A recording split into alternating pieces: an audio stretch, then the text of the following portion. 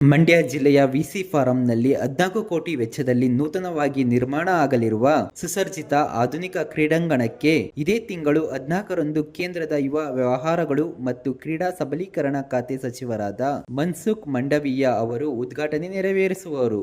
ಈ ಹಿನ್ನೆಲೆಯಲ್ಲಿ ಇಂದು ಕೇಂದ್ರ ಸಚಿವರಾದ ಎಚ್.ಡಿ. ಕುಮಾರಸ್ವಾಮಿ ಅವರು ಕ್ರೀಡಾಂಗಣ ನಿರ್ಮಾಣದ ಸ್ಥಳ ಪರಿಶೀಲನೆ ನಡೆಸಿ ಕಾರ್ಯಕ್ರಮದ ಸಿದ್ಧತೆಗಳನ್ನು ಹಾಗೂ 388 ವಿಕಲಚೇತನರಿಗೆ ಹಂಚಿಕೆ ಮಾಡಲಿರುವ ಎಲೆಕ್ಟ್ರಿಕ್ ವಾಹನಗಳನ್ನು ವೀಕ್ಷಣೆ ಮಾಡಿದರು. ಶ್ರೀಲಂಕಾದಲ್ಲಿ ಹೋಗಿ ಕೂತಿದ್ದೆ. ಶ್ರೀಲಂಕಾದಲ್ಲಿ ಹೋಗಿ ಜಾಮೀನು ಪಡೆಯುವವರೆಗೆ ಕೂತಿದ್ದೆ ನಾನು. ಶಾಸಕರು ಸಾಕಷ್ಟು ಟೀಕೆ ಮಾಡ್ತಾರೆ. ಯಾರು? ನೀವು ಒಂದು ನಿಮಿಷ, ಅವ್ರ ಟೀಕೆ ಯಾವುದಕ್ಕೆ ಮಾಡಿದ್ದಾರೆ? ಡೆವಲಪ್ಮೆಂಟ್ ಮಾಡಿದ್ದಾರೆ. ಡೆವಲಪ್ಮೆಂಟ್ ವಿಚಾರ ಏನ್ ಮಾಡಿದ್ದಾರೆ? ಅವರ ಬಗ್ಗೆ ನನ್ನ ಚರ್ಚೆ ಅವಶ್ಯಕತೆ ಇದೆ. ಆ ವ್ಯಕ್ತಿಗೂ ನನಗೂ ಯಾಕೆ ಹೋಲಿಕೆ ಮಾಡ್ತೀರಿ?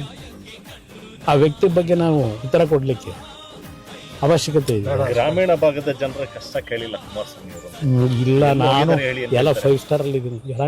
ಶ್ರೀಲಂಕಾದಲ್ಲಿ ಹೋಗಿ ಕೂತಿದ್ದೆ. ಶ್ರೀಲಂಕಾದಲ್ಲಿ ಹೋಗಿ ಜಾಮೀನು ಪಡೆಯುವವರೆಗೆ ಕೂತಿದ್ದೆ ನಾನು. ಚರ್ಚೆ